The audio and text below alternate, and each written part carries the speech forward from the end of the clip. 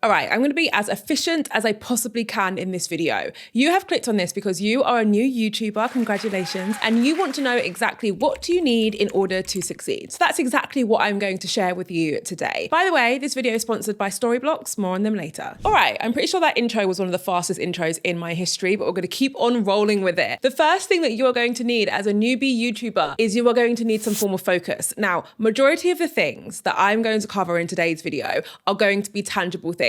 I'm going to be telling you what kit you need, what tools you need, etc. But I cannot, in good faith, start this video without talking about one of the most important things that you need, which is definitely on the intangible side. Focus can refer to a few different things, but for the purpose of this video, I want you to focus on 3 things when you're in the early days of your flourishing new YouTuber career. The first thing I want you to focus on is your commitment goal. You might have heard me talk about this before. It's essentially when you set yourself a goal that you are fully committed to. So my commitment goal when I first started my channel back in November 2020 was that I was going to upload new content every single week for the span of 12 months. I also challenged myself to try and improve my content as I went along. So I didn't start my channel in this headspace of everything has to be perfect. My content needs to be the same standard as a huge YouTuber who's been doing this for years and has loads of money. That wasn't the place I was coming from, and that's not the place that I want you guys to come from either. Instead, I want you to rip the band-aid off and just start posting, and I want you to make sure that you've committed to posting a certain amount of content for a set period of time. Realistically, 1 long form video per week and a couple of shorts per week for the span of a year is kind of the minimum goal that you want to set. If you really want to give yourself the best chances of succeeding, I would recommend committing to 1 long form video, a couple of shorts per week for at least 2 years. And I know that might sound ridiculous, guys, but YouTube can sometimes be a slow burn. I cannot tell you how many creators I've met who started their journey not really receiving many views, but they stayed consistent. And in their 2nd year or their 3rd year, they suddenly experienced their first blow up, and now they do this full time. So that's why I recommend sticking with it for at least 2 years. The second thing that I would like you to focus on is your value. Again, something that I harp on about all the time, but it's incredibly important. You might not fully understand what your niche is going to be on YouTube yet. Maybe you don't want a niche. Maybe you don't know if you want to do talking head videos like the one that I'm filming right now, or if you want to do vlogs. And it's totally okay that you don't know that stuff yet. You can figure this stuff out as you go along. One of the most important things for you to figure out in the early days though is what your value is going to be. And this can change between all of your videos. For me, I always knew my value was going to be educational. I always knew I was going to create a channel that was dedicated around teaching people things, right? You might think, actually, I think my value is going to be that I'm entertaining and my vlogs are fun and fast paced. Maybe that's what your value is. The point is that I want you to spend some time figuring out what the value is of all of your videos before you post them. You won't nail this straight away, don't get me wrong, but getting in the habit of figuring out what your value is before you film and before you create is such a good thing to get in the habit of, and it's only going to help you create more valuable content in the long run. The third thing that I would like you to focus on is, you guessed it, your audience. Who are you speaking to? Who are they? How old are they? What life stage are they at? Are there any specific attributes about the people who you think are going to love your content which tie them all together? For me, the way I like to summarize you guys is that you guys use social media for a purpose. So you are people who use social media to grow your own personal brand, or to grow a business, or to work with brands, or to build a community. Like, there's some purpose behind you using social media beyond you just opening up the app and just scrolling because you fancy it in your spare time. That is the one thing that ties everyone in my audience together. Try and figure out what that one thing is for your audience, because it's going to help you pick video topics. It's going to help you speak to them. Like, when I'm speaking to this little lens right now, I'm literally picturing my audience because I have such a vivid idea of who you guys are. And don't get me wrong, your ability to do that is going to come with practice and time. But we're talking about a few things you can start to focus on in the early days of your journey, which are going to make you more successful in the long run. And that is one of them. All right, shall we move on to some of the more tangible things that you are going to need as a newbie beginner? There is one tool in particular that I want to talk to you about right now, and that tool is Storyblocks. I will hold my hand up and say that I was not aware of this tool in my early days of my journey, and I don't want to kick myself for it because I don't want to live in the past, you know, move on, Jade. But if I did know about this tool in the early days of my journey, then I do feel like my content would have performed a lot better and a lot earlier on in my journey if I just knew about it. So if you are not familiar with Storyblocks, then buckle up. So Storyblocks is a stock media subscription service which will give you access to millions of different assets, from videos to photos photos to audio to sound effects. Honestly, anything along those lines that you need to enhance your videos, you will get access to using Storyblocks. Now, since we're talking about newbie YouTubers, right? So you're in the early stages of your journey, there's something really important about Storyblocks that I want to get across, because this, in my opinion, is one of the most valuable elements when it comes to where you're at in your journey. And that's the fact that it offers unlimited downloads for one monthly subscription cost. What that means is that you don't fall into the trap of pay per clip pricing. So basically, like when you want to use a song and then you pay for that song, or you want to use a photo, so you pay for that photo. You don't have to worry about any of that, because trust me, I've gone down that route before, and the costs, let me tell you, they stack up. Instead, you pay this one monthly fee, and that gives you unlimited access. So it makes it so much easier for you to budget all of your expenses. Now, when it comes to how you can use Storyblocks to enhance your videos, especially in the early days of your journey, there are so many different ways that you can use the different assets that are available. For example, you can use it to supplement your actual video footage. So if you're a vlogger and you're sitting down to edit your first ever vlog and you realize that you're missing some very vital footage, maybe you're missing some B-roll of the street as you drive past it, and you think to yourself, oh my God, it'd be so great if I had filmed that piece of content, because it would have really tied all of this footage together. You don't have to stress about that when you've signed up to Storyblocks, because you can head to their website, type in some keywords, and you can find the footage that you need to bring your entire video together. Another way that a lot of creators use Storyblocks, and that I've used Storyblocks in the past, is for things like sound effects, music, images. You can even save hours of time during your editing process by using their pre-made templates. Now, these pre-made templates allow you to do things like easily add motion graphics like animations, overlays, logo reveals, and so much more. It basically allows you to massively enhance the production value of your videos, which is super, super useful for newbie beginners. Even if you think to yourself, I'm already great at editing and I don't need this, I'm willing to bet that there's going to be a template in there which is going to enhance your editing even further. Now, these templates are available inside programs like After Effects, Premiere Pro, Apple Motion, and DaVinci Resolve. You can even access Storyblocks' entire library with their Storyblocks plugin, which is available inside Adobe's Creative Cloud. So that includes programs like Premiere Pro and After Effects. So to get started with unlimited stock media downloads at one set price, head to storyblocks.com/Jade Beeson. And don't worry, I will of course put that link in my description. All right, should we talk about kit? I feel like this is the bit that most people are potentially waiting for, mostly because you want me to reassure you and tell you that you don't need to spend any money and that the kit that you already have is probably good enough. And do you know what? This is one of those rare occasions where I'm actually going to tell you what you probably want to hear. I'm willing to bet that you watching this video right now, you probably already have the kit that you need to start filming your videos. A lot of the time we tell ourselves that we need to spend loads of money, and we do this because it keeps us in a comfort zone. So we're like, oh, we can't start a YouTube channel yet because I need to buy a new camera and blah, blah, blah. When in reality, you don't. In fact, let's bring up some receipts. Exhibit A. This is a screenshot from the very first video I uploaded on my YouTube channel. At the time of recording, that video is still very much live. So you are welcome to watch it and laugh at me in your own time. Now, in that video, I'm pretty sure I was using a Samsung phone to film. I think I had an iPhone at the time, but I was using an old Samsung. I don't know why, but I'm pretty sure it was my old Samsung that I was using to film it. I didn't have a microphone. I had a newer ring light, and that was it. There was nothing else. That's what I was using. And although you might look at that and think, yeah, well, Jade, the quality is not as good as maybe the quality right now. At least I hope it's not as good as the quality right now, because this setup costs a lot more money. But you might be looking at that and thinking, yeah, but Jade, I can tell that your quality isn't 100%. And that's totally fine. The point of this video is to talk about what you actually need to get started on YouTube.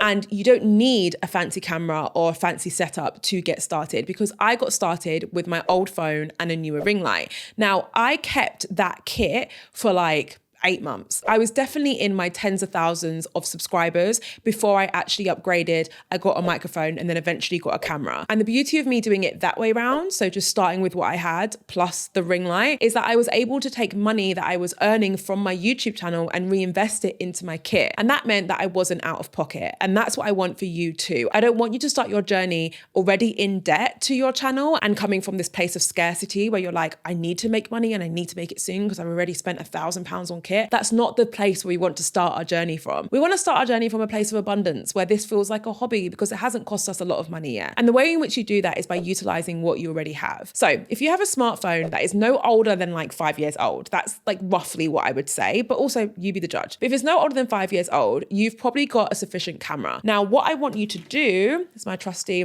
iPhone to bring this to life, is I need you to use these cameras, okay? We're not using these cameras, we're using these ones. The reason why why is because your rear cameras are far better quality than this camera here. Now, I know it's tempting to use that one because then you can look at your lovely face, and I get that because that's exactly what I used to do. But if you can try and train yourself to look at the lens as early in your journey as possible, it just is going to save you a lot of time and ag later on, right? So use your phone. When it comes to lighting, you either need some form of artificial light like a ring light, and you can just get a newer one. It was like £70 from Amazon. I'll link to everything below. You don't need anything fancy yet. At the minute, what I'm using is one softbox. So I'm not even using, take a quick photo for you. I literally have the most basic setup, considering that I've actually been a YouTuber for multiple years now. I probably should upgrade this. This is literally my setup. I wanted to get the windows in the frame as well, and here's why. I'm currently using one softbox light that I got from Amazon. I will link to it below. The reason why I only use one softbox light is because I film in a position where I've got a huge floor to ceiling door / window there, and another huge floor to ceiling window right there. So I'm using a combination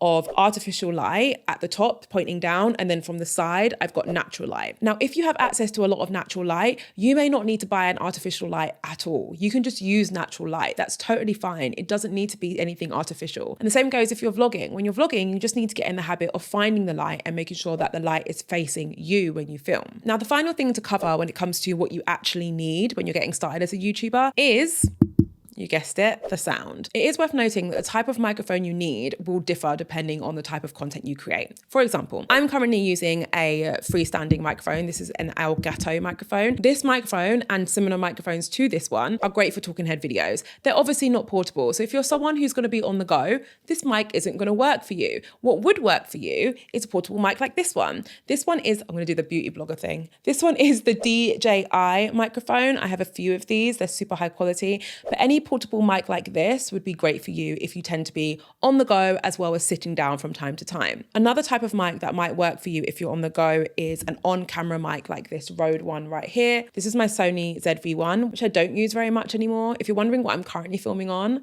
kind of embarrassed to admit this, but I'm filming on my Osmo Pocket. And the reason why I say I'm embarrassed to admit this, because your Osmo Pocket is not supposed to be used for like sit down talking head videos. I'll put a photo of it here. It's like a portable vlogging camera, but I love it.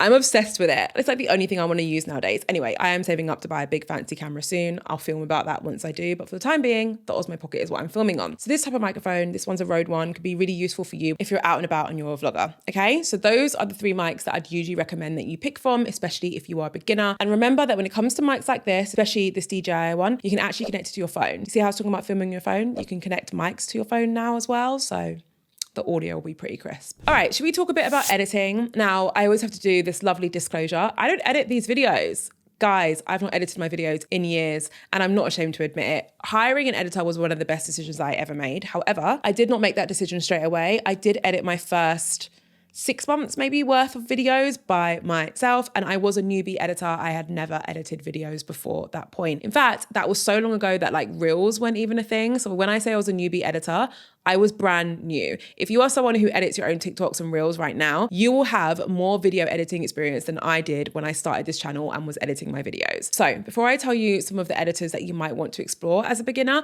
I do need to just do a quick PSA. I work with a lot of creators, right? And the number one mistake that I see newbie creators make when it comes to their editing is that they try to take the easy route out. What I'm referring to here is when you're going through the phase where you're editing your videos yourself, and I do recommend trying to edit your videos yourself at least for a few months. I feel like it makes you understand the craft a lot better, and therefore it's easier for you to hire the right video editor for you later down the line. So edit your videos yourself in the beginning, 100%. But when you're doing this, do not let your content suffer as a result of you not wanting to edit your videos. This can manifest itself in a couple of different ways. One way is when you sit down to film your video and you tell yourself, I want to do minimal editing here. So you force yourself to try and get every single thing that you're saying perfectly out in one take, so that when you edit, you don't need to make too many cuts. Do you know how many times I mess up when I'm recording, and I've been doing this for years? In fact, Jamie, play a few clips of me messing up in just this video alone. Focus can refer to a few different things, but oh my God. Focus can refer to a few different things. Oh my God. It's such a good habit. You get the point. I mess up all the time, okay? If I told myself that I only have a couple of takes to get an entire video done, the video would not be good. And I would not be sitting here right now as a full-time creator sharing my tips with you. I would never have made it this far because you guys would not have watched my videos. Another way that this mistake manifests itself is when you do the opposite and you start scripting within an inch of your life, because you're like, okay, I don't want to make too many edits in this video, so I'm just going to script every single thing so that I can read from the script and it's perfect. Now, scripting can work for some people, don't get me wrong, but please know that reading from a script is a talent. People are taught how to do that. Some people have the natural gift, but most people struggle to read from a script. It's hard. It's not something that a lot of us are able to do in a way that comes across natural and authentic. So we end up seeming like a bit of a robot because we're focusing so much on trying to follow exactly what the script says, word for word, rather than just trying to communicate a point in a way that feels natural to us. So what do you do to avoid making these mistakes? One thing you can do is to hire an editor, but as I said, you might want to do that further down the line when you've got a bit of money to invest. The other thing that I recommend you do in the earlier stages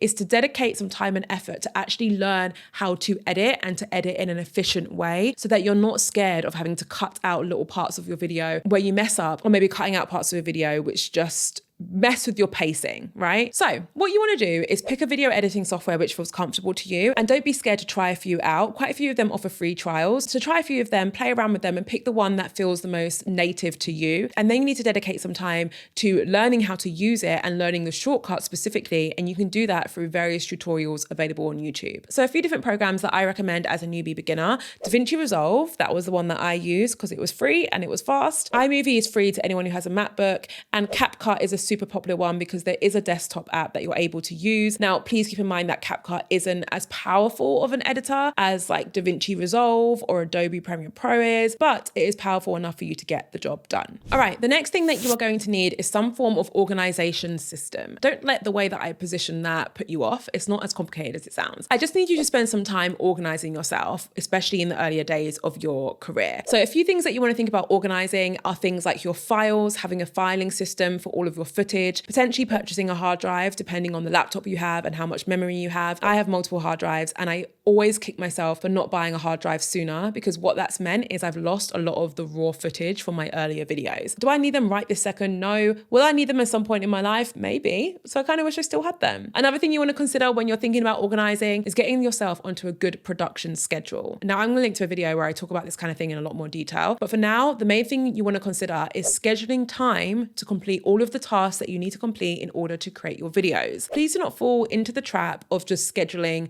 one big block to create your entire video and to get it uploaded onto your YouTube channel. If you're hoping to get the entire process done in just a few hours, then I hate to break it to you, but it's probably not going to work. Instead, what you want to do is schedule time for all of the individual tasks. For example, you want to schedule some time to prep for your videos, to figure out what you're going to say, where you're going to film, etc. Then you want to schedule some time to actually film the video. Then you need to schedule another block of time to edit the video, and then you need to schedule another block of time to upload the video, create the thumbnail, write a title, and do all of that good stuff. So those are 4 separate blocks of time that you need to schedule just to get 1 or 2 videos live on your YouTube channel. As I said, it's not a quick process, but oh my God, is it rewarding.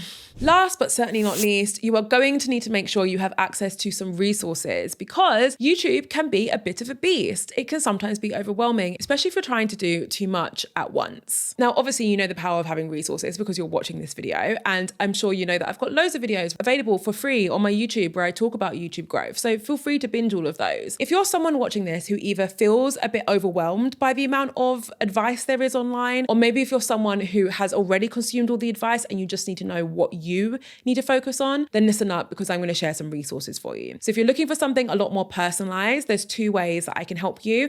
One way is by joining my membership, The Collective, where you do get access to a lot of resources and masterclasses, which is great. But for you specifically, I want you to take a look at the Pro Plan, because the Pro Plan will give you access to office hours with yours truly amongst other experts. It basically means that once a month I'll be on a Zoom call and you can drop in or drop out as you please and ask you some questions and get advice from me and the other creators who are on the call. So that way you can get a bit more personalized advice, or you can hire me as your consultant. I do offer consultancy for some brands and for some creators. It is my VIP consultation service and I do work with you one-on-one. So I'll put a link to both options in the description in case you're looking for something a bit more personalized. Okay guys, I hope you found this video useful. If you did, I recommend watching this video. It's all about the YouTube tips and tricks that just aren't cutting it anymore. So it's really worth watching if you are a YouTuber. Do not forget that you can join Storyblogs via storyblogs.com/Jade Beeson. And of course, I've included that link in my description. Thank you so much for watching. As always, I cannot wait to see you in my next video.